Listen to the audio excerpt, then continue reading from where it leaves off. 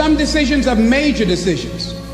And also there are a lot of small decisions that we don't make, that they tax our minds, they drain our energy, they create a lot of anxiety and nervousness and mental torment because we don't take care of it. We decide not to decide, which is a decision.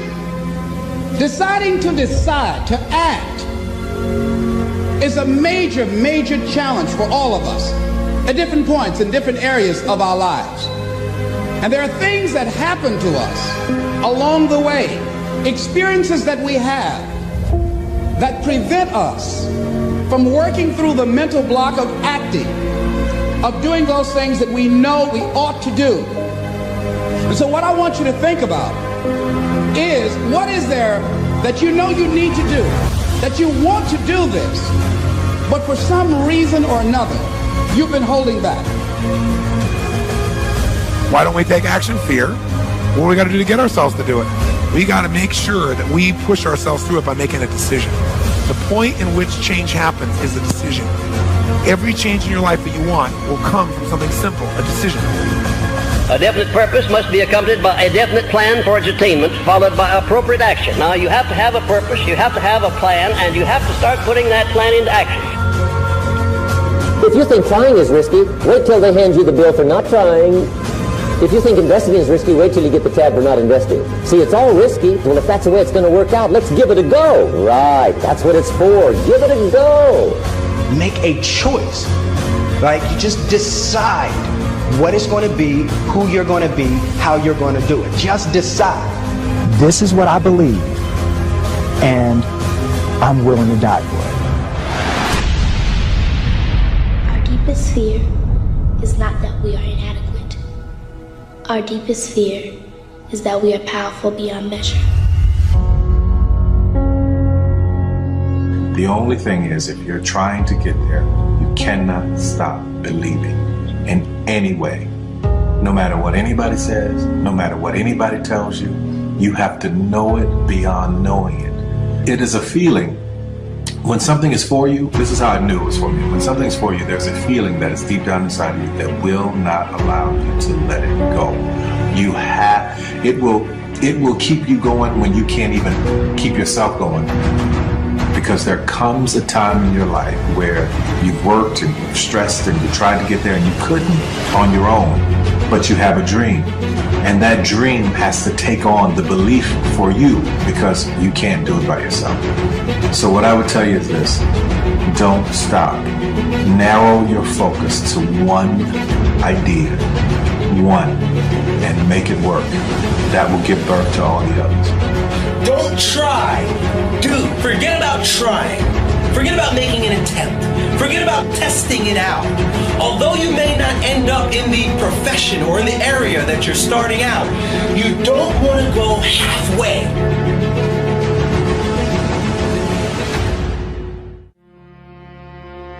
Nobody ain't got to convince me of what I do. I do what I do because I do what I do, because I'm built from something. And man didn't create it. Every one of you men in here have that opportunity, man. But ask yourself the question personally: how much time you really wasting? For real. Or do you really represent this? I represent it because it's all I had. It's the only brotherhood I ever been formed to. That's why when I see y'all perform on Saturdays, that is my peace. That's why I run to the hotels. I don't need to talk to nobody before my games. I just need to see what I once came from. I sat in these same chairs you guys sat in, man. I sat around the greatest athletes in the world. And then I found myself totally different because everybody was asking the question, who is this kid? I'm just sharing my story to tell y'all, every time you think somebody got it good, man, it ain't always good. Some people just make up their mind and they just grind and say the heck with it, man. Because sometimes that's all you can do. How much of our brains are we really going to use? I use mine to tell somebody today, September 11th, when I step on the field against the Pittsburgh Steelers, if that's what God's will is, there's no other man out there willing to give up what I'm willing to give up. I said that in 1993 when I said I wanted to be the greatest hurricane. And the only thing that I got in the middle of all of that distance is the only thing that follows work is results. There's no other blueprint. I ain't got no other secrets to tell y'all today. I ain't come here for nothing else but to tell you, if you want to do something, work at it. You want a better relationship with God, work at it.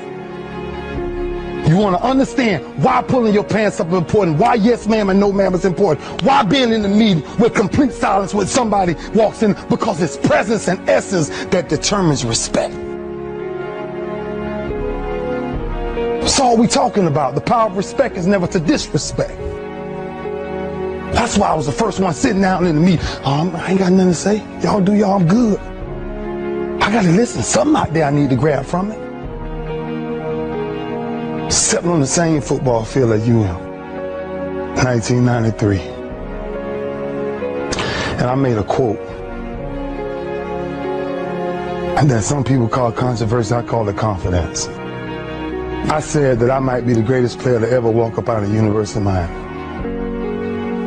I did not say that because I thought I was better than everybody else.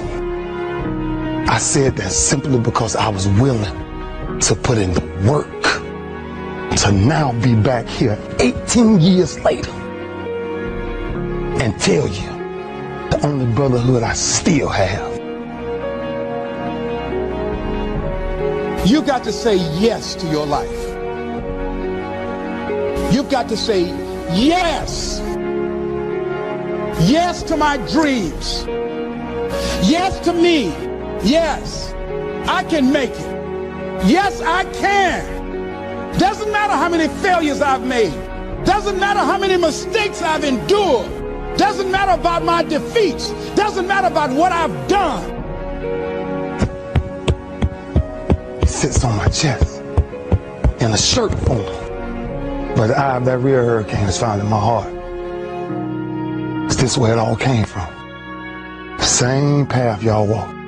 The same calves y'all going in. Same green tree y'all walking up and down.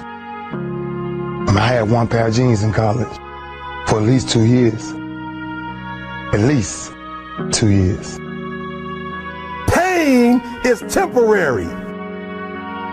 It may last for a minute, or an hour, or a day, or even a year.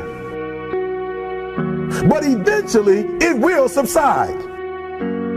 And something else will take its place. If I quit, however, it will last forever. Y'all spoiled. Some of y'all spoiled. Just bottom line. Your parents have done everything for you. You never had to do nothing for yourself. You're spoiled. We're going to keep it real tonight. Some of you are spoiled brats. Every time you ever got in trouble, somebody in your house got you out of it. Every time you've done something you're not supposed to do, people say, Eric, your mother's a tyrant. You're right. She kicked me out. You're right. She's mean, but she developed a man because she put me out there and said, you're going to have to grow up. And some of you have never learned to grow up. And so every time something get hard, you quit, you call mama. I dare you to take a little pain. I dare you. I dare you not to go home. Somebody said, I don't go home, I feel bad. Go through it. You ain't gonna die. At the end of pain is success. You're not gonna die because you're feeling a little pain. We have gotten to a point where it's midterms and we're moving forward. The days of you getting money, I'm not saying we quitting, but I'm saying the day has got to go from external to internal. You have to give it everything you got. No more TV, no more parties, no more playing. If you don't have a 4.0, what you need to be doing is studying. Stop being this high school dropout. Stop giving up. Stop sleeping on the street. Stop walking up and down Finkel Avenue like you ain't got nothing, and get your GED. Stop being afraid to take a test. I don't care about the fact I'm in a hole now. Doesn't matter about where I am. The last chapter to my life has not been written yet. If you judge me now, you'll judge me prematurely. Stop being afraid to go to college because your daddy didn't go and your mama didn't go. I haven't exposed all my stuff yet. Stop being afraid and be the best Eric Thomas you can be. But listen to me, it's going to be hard. It took me 12 years to get a 4-year degree, but I got it. And guess what? On a degree, it don't have dates. So if it took you 4 and it took me 12, it don't show up nowhere. I'm still in the process of transforming my life. I'm still in the process of becoming. Yes! Yes!